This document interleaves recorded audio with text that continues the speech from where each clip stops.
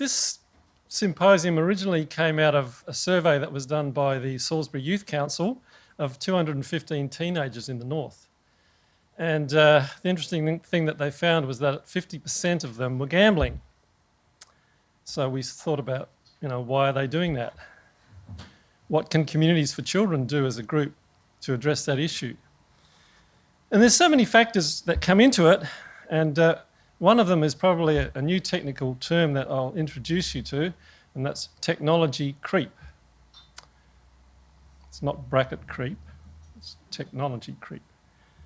This is what technology creep is. This was the headline in the Herald Sun on January 2013. High-tech addiction is tearing families apart as parents and kids often spend more time with screens than people, counsellors say. And quote from Andrew Fuller, kids are addicted to technology like human beings are addicted to oxygen, etc. Now, this is since 2013, 2012 to 2015. And that gives you a graph of the increase in technology use, which has almost tripled in terms of downloads over the last 4 years. And in terms of mobile downloads, it's increased by 457% in 4 years. So it's something that's kind of really creeping up on us. And it's probably a conversation that not many people really want to have, because I think people who are growing up with it see it as normal. And it is normal for kids and teenagers and anybody younger than about probably 45. It's a bit like the boiled frog syndrome. How many of you know the boiled frog syndrome? You put a frog into a bowl of hot water and what happens? It jumps out. But if you gradually, slowly warm the water, the frog just stays in there and gradually gets warmer and warmer and warmer until it eventually dies. So let's face it, we're all gradually getting hooked. Do you know that you're actually hooked? At least the Sunday Mail tells us that. On the weekend, this was an article in the Sunday Mail, the local Sunday Mail. It's an addiction. Digital habit is giving us eye strain. It's an addiction gripping young and old alike, weighing in on family budgets and changing the way we live every day. The nation's growing obsession with data is disrupting our sleep and contributing to reckless and antisocial behaviour, with almost a quarter of us daily crunching while driving and more than half admitting to using a smartphone while on the loo. I haven't done that yet. I know how you're going. By the way, the loos are out through there if you need to. Yes. Whether it's for social media use or streaming movies and television shows, 70% of households own 5 or more internet-connected devices. And a quarter of us are now on unlimited broadband plans, a survey of 5,000 people has found.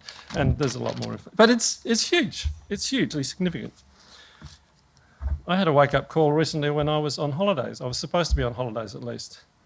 And my wife decided to confiscate my laptop after 3 weeks of me being home. So she confiscated it for a week. That was fascinating. I was angry. Now, anger is an interesting emotion to explore. And I realised that I was really very dependent, addicted if you like. And at the time I was reading a biography of St. Francis.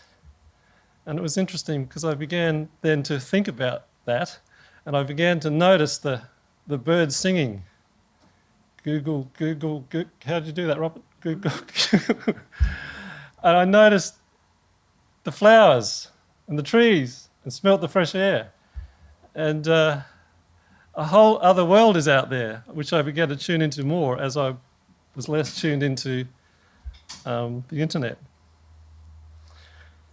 So, these days everybody's busy getting their information on screens. And not as many people are coming to face-to-face conferences anymore, we notice. A lot of people are finding it really hard to actually get people to come out and do face-to-face stuff. So what we're doing here today is we're putting our conversation we're having here, and we hope it's a conversation which we all contribute to. We want to put this conversation out there in the media that people are hooked on. So the plan is to put it on YouTube. Too much screen time too soon can do permanent damage to children's brains, including their ability to focus, concentrate, communicate, and develop a large vocabulary. Babies and toddlers need faces and people more than screens. So no screen time has been recommended for under 2-year-olds for a good reason. They need to connect with faces to build attachment and have conversations and develop language. Cyberbullies, marketers, and child exploiters are also out there grooming kids into gambling, substance misuse, pornography, etc. So, that slide shows you what kids conceal from parents online, which is interesting. Some people don't like to hear that this is actually happening out there. I discovered that when I first, last time Kate Highfield was here, she told us we should tweet. Well, she didn't say we should tweet, she said we should get involved in the conversation. And so I did, and I went to a seminar of some sort, and there was live tweeting going on, so I started live tweeting, and one of my first tweets I got a huge response to. This is just the sort of rubbish that we don't need to hear. Because I think people see us as kind of moralising, being moralistic, judging, whatever, when we say that, hey, hang on, maybe we need to question some things that are out there. Maybe not everything that's out there is good, and we all obviously know that. But because there is also an exciting, wonderful world of apps, smart devices, tablets, isn't there? Depending on whether you're Malcolm Turnbull or Tony Abbott. There is this wonderful world of technology which is really exciting, and there's lots of things that we can learn and achieve from getting involved with the conversation. So there's these two sides, the good, the bad, and the ugly. So what we want to do today, if any of you are into tweeting, how many of you are into tweeting? Probably not many of you, because the community services sector isn't great at it. Few. So we have a hashtag, which is up there, TechSymp, TECHSYMP, short for Technical Technology Symposium.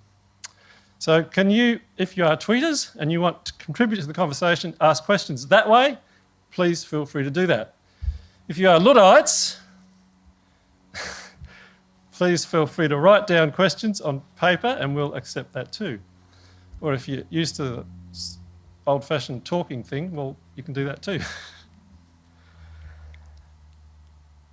And at the end of the day, we want to have a conversation, a panel discussion about, kind of wrap up, what can we do, how can we respond to what's actually happening, what's the best way to respond to it as educators, social workers, parents, family support workers, whoever we may be.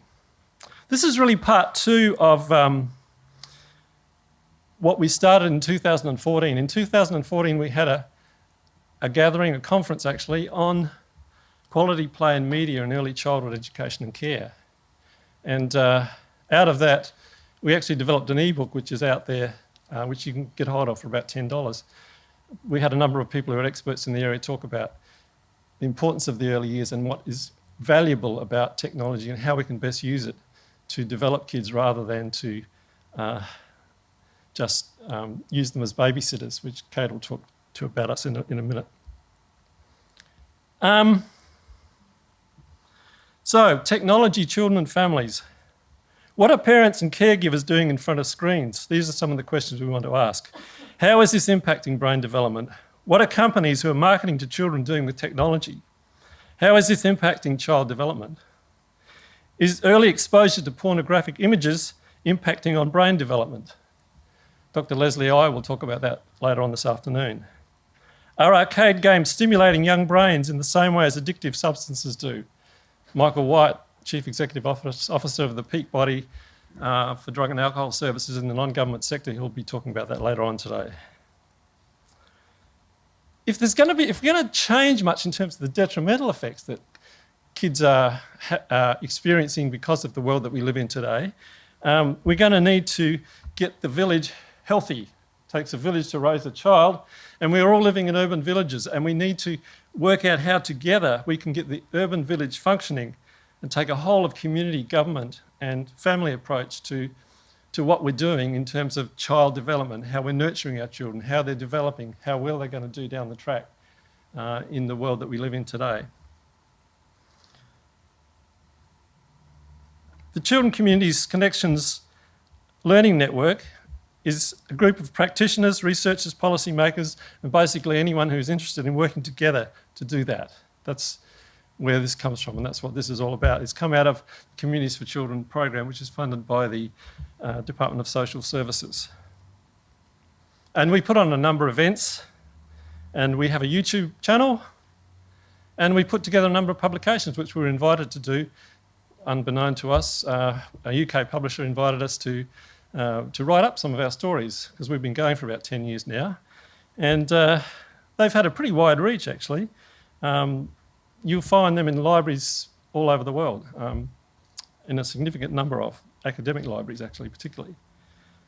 And we produced, as I said, an ebook before from our last one. And